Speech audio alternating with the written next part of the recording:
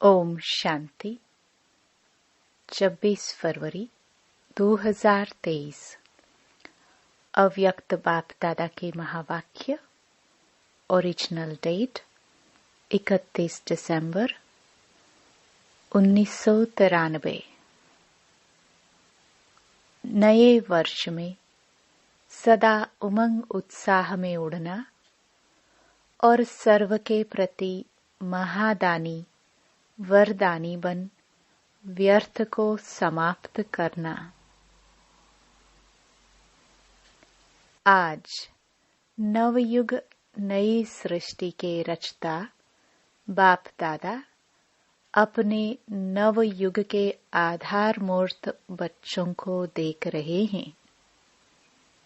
बाप दादा के साथ साथ आप सभी बच्चे सदा सहयोगी हो, इसलिए आप ही आधार मूर्त हो। दुनिया के हिसाब से आज का दिन वर्ष का संगम है। पुराना वर्ष जा रहा है और नया वर्ष आ रहा है। ये है वर्ष का संगम दिन और आप बैठे हो बेहद के संगम युग पर। आप सभी नववर्ष के साथ साथ नव युग की सभी को मुबारक देते हो।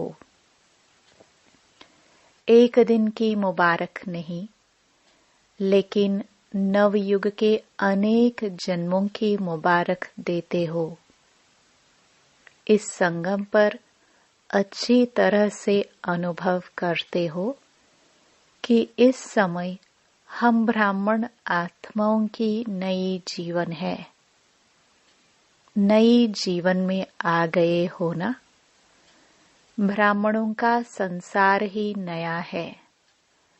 अमृत वेले से देखो तो नई रीत नई प्रीत है। पुरानी दुनिया की दिनचर्या और नए जीवन ब्राह्मण जीवन की दिनचर्या में कितना अंतर है। सब नया हो गया।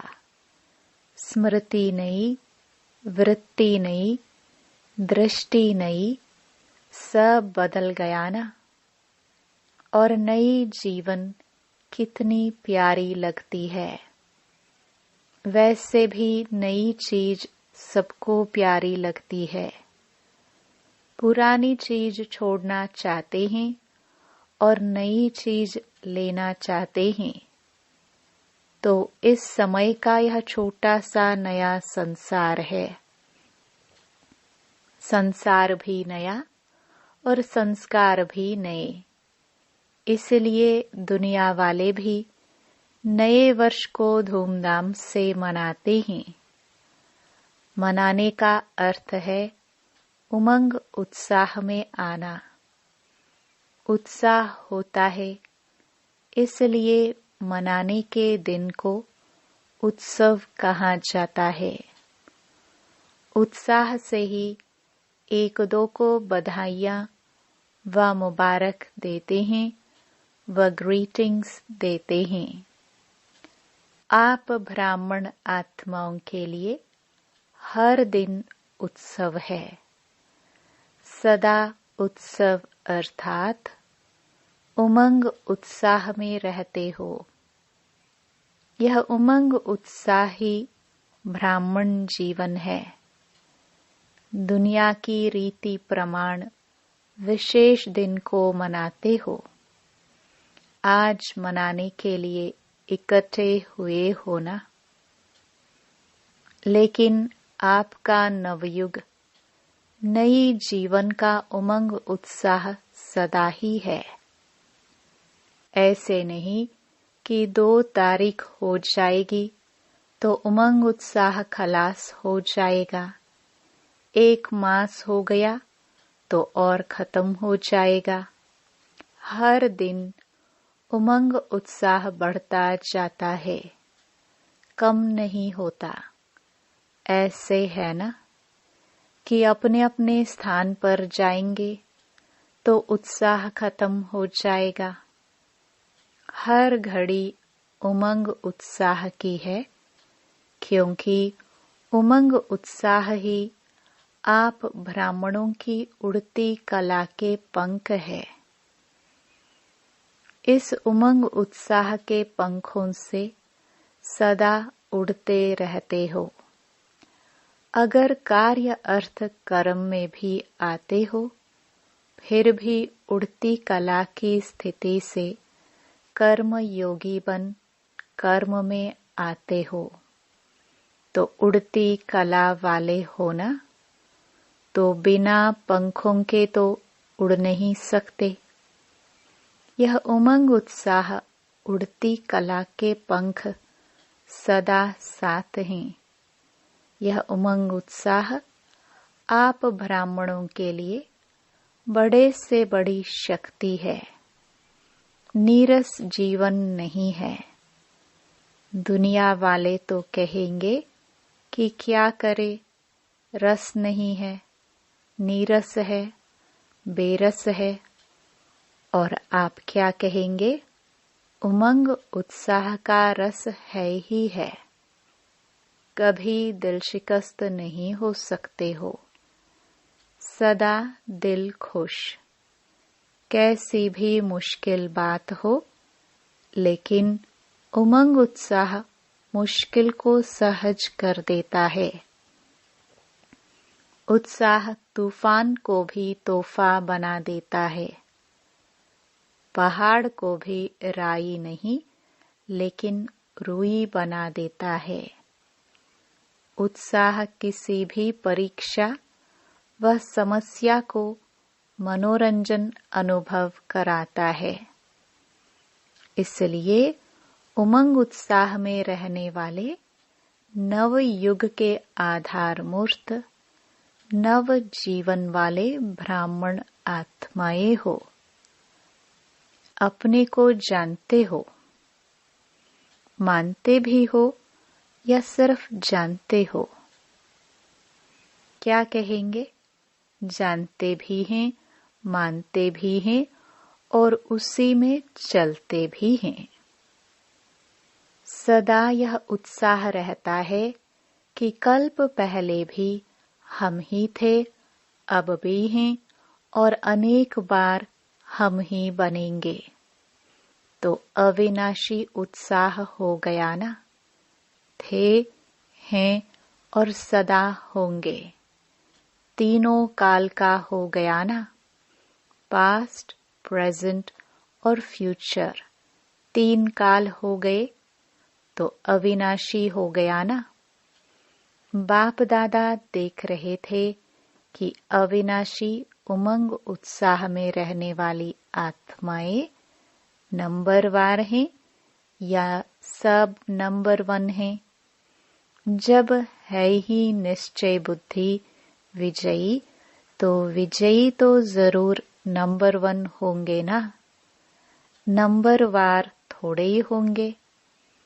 तो सदा नव जीवन के इस उत्साह में उड़ते चलो, क्योंकि आप आधार मूर्त हो।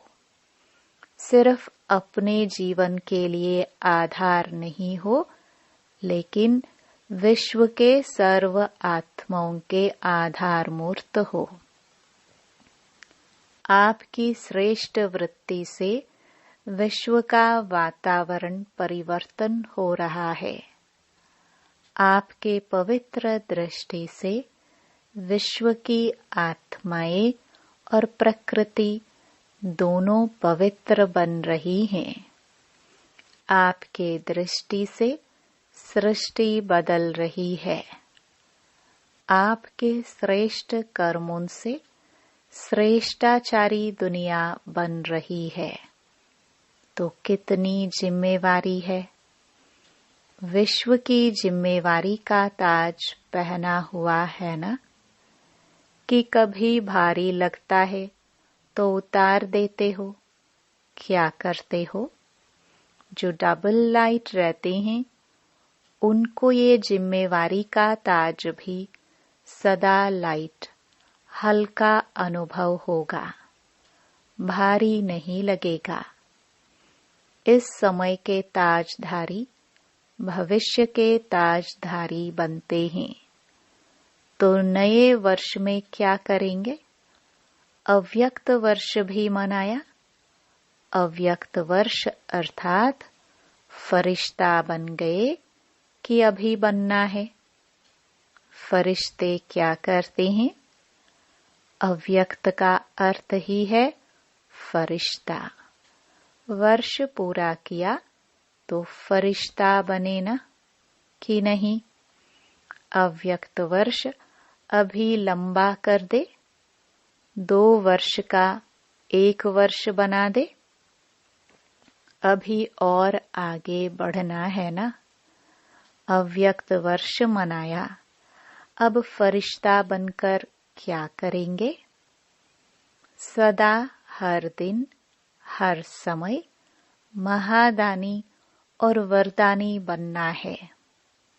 तो यह वर्ष महादानी वरदानी वर्ष मनाओ।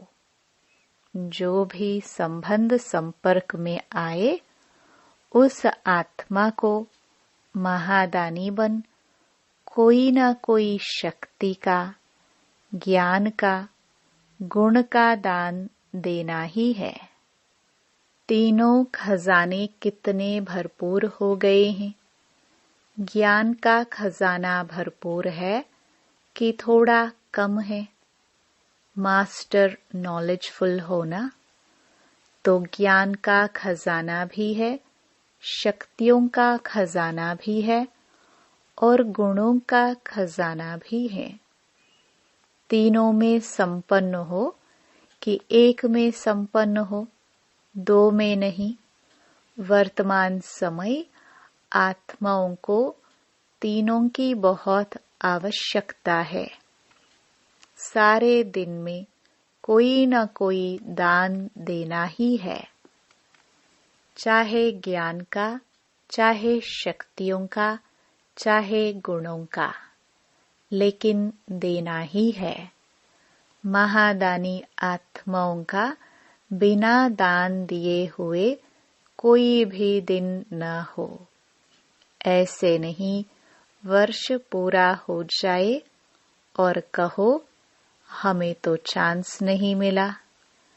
चांस लेना भी अपने ऊपर है कि चांस देने वाले दे तब चांस ले सकते हैं या स्वयं भी चांस ले सकते हैं।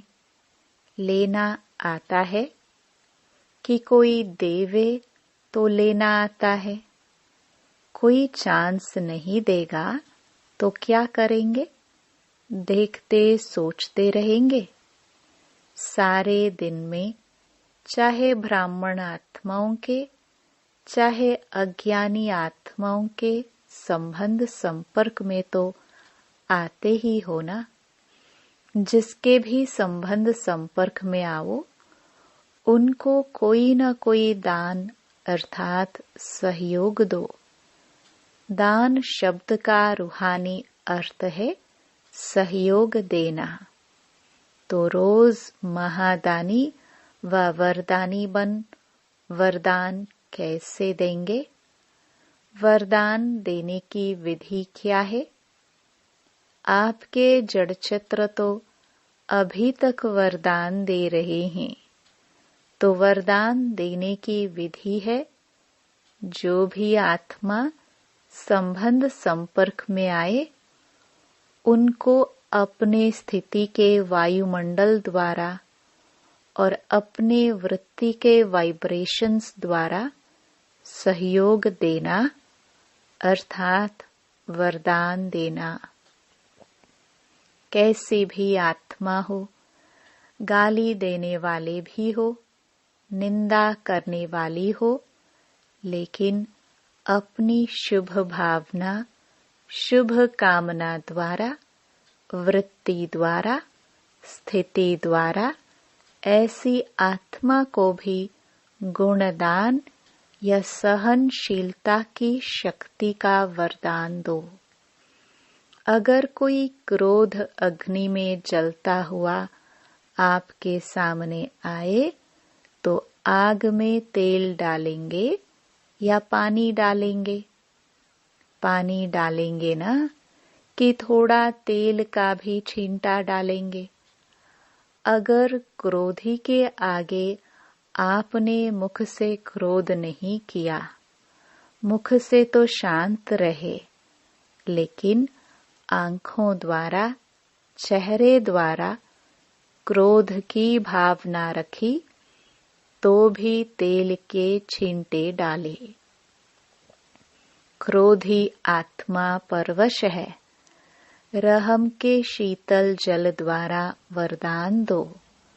तो ऐसे वरदानी बने हो कि जिस समय आवश्यकता है उस समय सहन शक्ति का तीर नहीं चलता है। अगर समय पर कोई भी अमूल्य वस्तु कार्य में नहीं लगी तो उसको अमूल्य कहा जाएगा। अमूल्य अर्थात समय पर मूल्य कार्य में लगे। तो इस वर्ष क्या करेंगे? महादानी वरदानी बनो। चैतन्य में संस्कार भरते हो, तब तो जड़ चित्रों द्वारा भी वरदानी मूर्त बनते हो।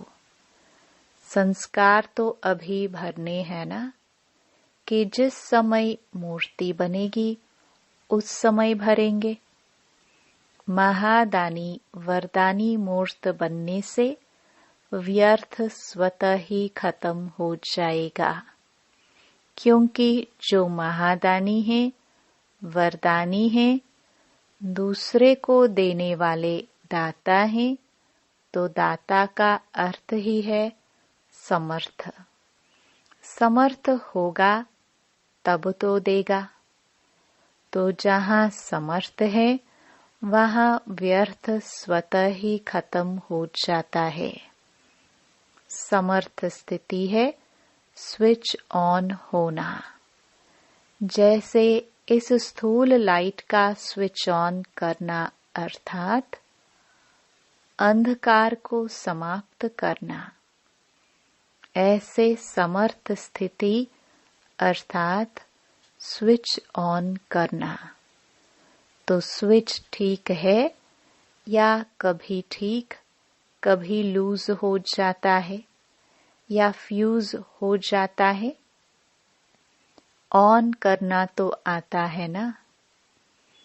आजकल तो छोटे छोटे बच्चे भी स्विच ऑन करने में होशियार होते हैं। टीवी का स्विच ऑन कर देते हैं ना, तो स्विच ऑन होने से एक एक व्यर्थ संकल्प को समाप्त करने की मेहनत से छूट जाएंगे। अव्यक्त फरिश्तों का यही श्रेष्ठ कार्य है। और क्या नवीनता करेंगे? अव्यक्त वर्ष में अपना चार्ट रखा था कि कभी रखा कभी नहीं रखा, कभी कभी वाले बने या सदा वाले बने, कभी कभी वाले ज्यादा हैं। इस नए वर्ष में नया चार्ट रखना। क्या नया चार्ट रखेंगे?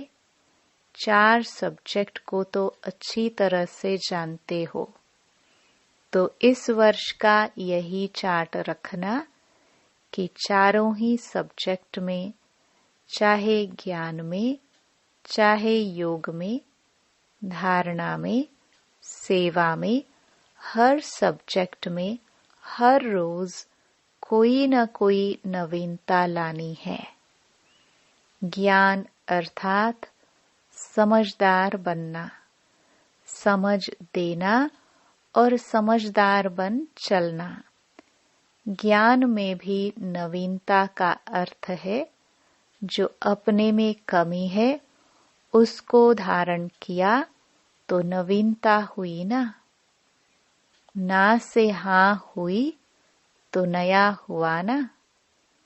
इसी रीति से योग के प्रयोग में हर रोज कोई न कोई नया अनुभव करो।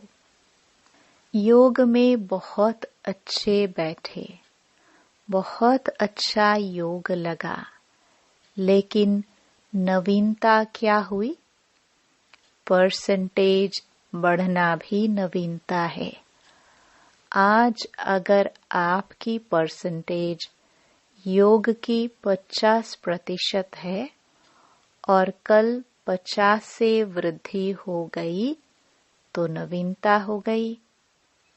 ऐसे नहीं कि एक ही मास में 50-50 लगाते जाओ, तो चारों ही सब्जेक्ट में स्व के प्रगति में नवीनता, विधि में नवीनता, प्रयोग में नवीनता, औरों को सहज योगी बनाने में और परसेंटेज बढ़ना माना नवीनता। किसको दुख दिया, किसको क्रोध किया, यह तो कॉमन चार्ट है। यह तो आपकी जो रॉयल प्रजा है वह भी रखती है। आप रॉयल प्रजा हो व राजा हो, तो नवीनता से स्वतः ही तीव्र पुरुषार्थ के समीपता की अनुभूति होती रहेगी। समझा क्या चार्ट रखना है? और हर 3 मास में रोज का नहीं यहाँ भेजना, काम बढ़ जाएगा। इस वर्ष तो आपको इकोनॉमी भी करनी है ना। यह वर्ष विशेष इकोनॉमी का है। एक नामी और इकोनॉमी। ज्ञान सरोवर बना रहे हो तो सब में इकोनॉमी करना, सब खजाने में, समय में भी, संकल्प में भी, संपत्ति में भी, सब में इकोनॉमी। तो हर 3 मास का स्वयं ही साक्षी होकर चार्ट चेक करके शॉर्ट में अपना समाचार देना। हर 3 मास में देखना प्रगति है या जैसे हैं वैसे ही हैं। गिरती कला में तो जाना नहीं, लेकिन ऐसा भी नहीं कि जैसा है वैसा ही हो। पुरुषार्थ में मिडगेट नहीं बनना। मिडगेट अच्छा लगेगा? ऐसे नहीं कहना कि चाहते तो थे लेकिन क्या करे, क्या क्या नहीं कहना। ब्राह्मणों की यह भाषा नहीं है कि क्या करे, कैसे करे, ऐसा करे, वैसा करे, लेकिन दूसरों को भी सहयोग देंगे कि ऐसे करो। समझा क्या चार्ट रखना है? अब देखेंगे कौन कौन क्या क्या करता है। बाप दादा स्नेह के कारण नाम अनाउंस नहीं करते हैं। किसने क्या क्या किया जानते तो है ना। आजकल टीवी का फैशन है। बाप दादा के पास भी टीवी है।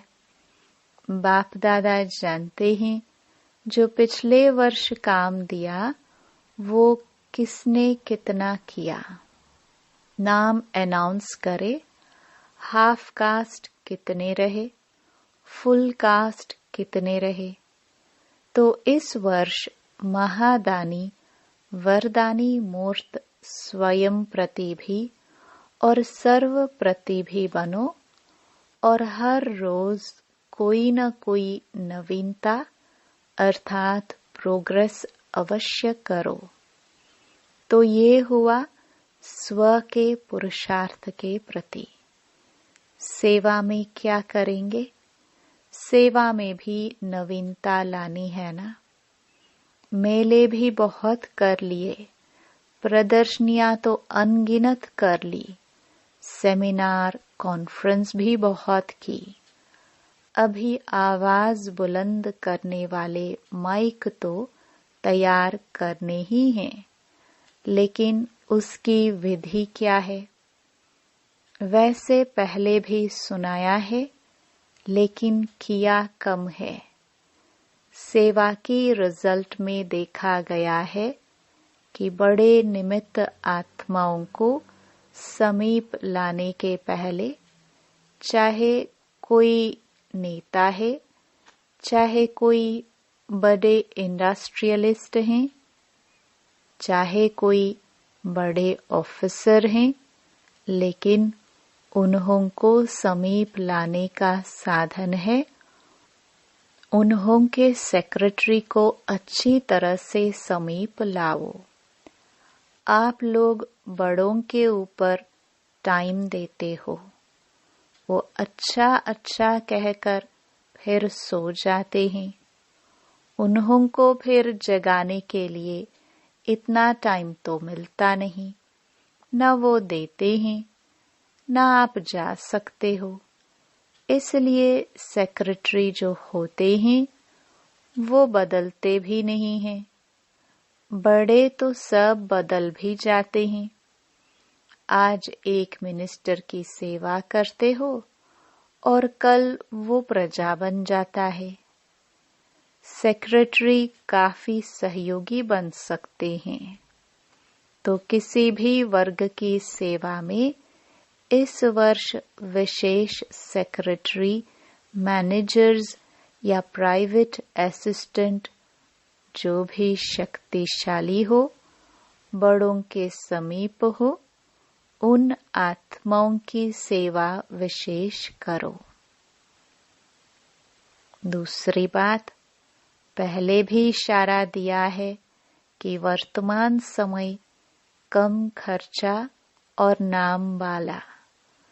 उसकी विधि है कि जो भी छोटी या बड़ी संस्थाएं हैं, एसोसिएशंस हैं, उन्हों से संबंध संपर्क रखो। बनी बनाई स्टेज पर नाम वाला करो। कम खर्चा, नाम वाला करते हो, लेकिन और तीव्र गति से। हर देश में या हर गांव में या हर जिले में जो भी भिन्न भिन्न प्रकार के एसोसिएशंस हैं या बहुत वर्ग के कार्य करने वाले हैं, कॉन्फ्रेंस करने वाले हैं या सम्मेलन करते हैं, तो बनी बनाई स्टेज पर संदेश दो। तो समय और मेहनत दोनों बच जाएंगे। अभी इसको तीव्र गति में लाओ। चेक करो कि जिस देश के या जिस स्थान के निमित्त बने हैं, उस स्थान की कोई भी संस्था वंचित नहीं रह जाए, क्योंकि वर्तमान समय वायुमंडल परिवर्तन हो गया है। अभी डर कम है, स्नेह ज्यादा है। अच्छा मानते हैं, अच्छा बनते नहीं हैं, लेकिन अच्छा मानते हैं। इसलिए इस दो प्रकार की सेवा को और अंडरलाइन करो तो सहज माइक तैयार हो जाएंगे। नया वर्ष शुरू किया है तो नया विधि और विधान भी चाहिए ना। इस नए वर्ष का अमृत वेले सदा यह स्लोगन इमर्ज करना कि सदा उमंग उत्साह में उड़ना है और दूसरों को भी उड़ाना है। बीच बीच में चेक करना, ऐसे नहीं कि अमृत वेले चेक करो और सारा दिन मर्ज कर दो, फिर रात को सोचो कि आज का दिन तो ऐसे ही रहा। नहीं, बीच बीच में चेक करो, इमर्ज करो कि उमंग उत्साह के बजाय कोई और रास्ते पर तो नहीं चले गए। उड़ती कला के बजाय और किसी कला ने तो अपने तरफ आकर्षित नहीं किया।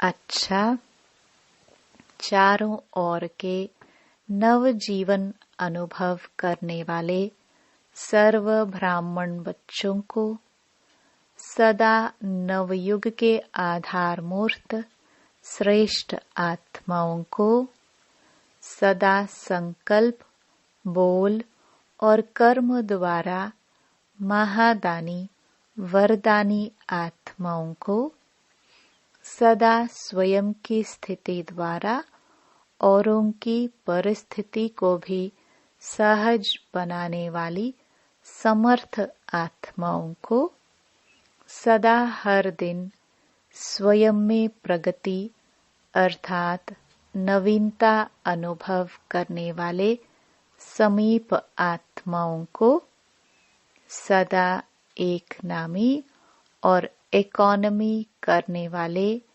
बाप समान समीप आत्माओं को बाप दादा का याद प्यार और नमस्ते।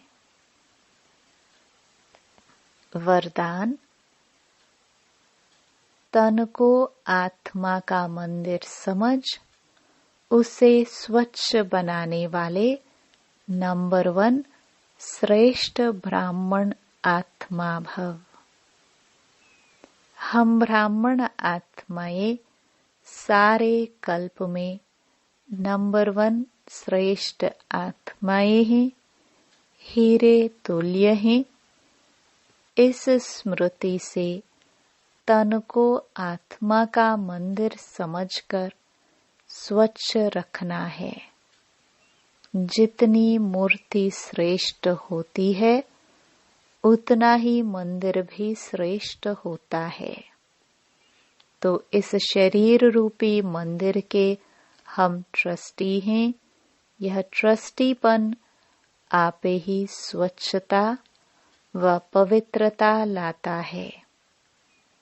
इस विधि से तन की पवित्रता सदा रूहानी खुशबू का अनुभव कराती रहेगी। स्लोगन। रूहानियत में रहने का व्रत लेना ही ज्ञानी तो आत्मा बनना है। ओम शांति।